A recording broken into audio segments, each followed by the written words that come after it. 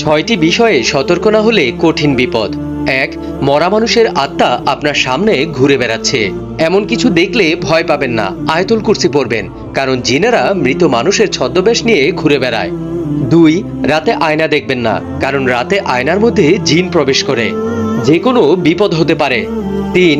যদি রাতে আপনি মিষ্টি জাতীয় কোনো কিছু খান, পিঠা অথবা মিষ্টি, তাহলে বিড়াল অথবা সাপ যদি আপনার সামনে পড়ে তাদেরকে কিছু একটা অংশ দিন, কারণ জিন বিড়াল এবং সাপের রূপ ধারণ করতে পারে। নাম্বার ৪.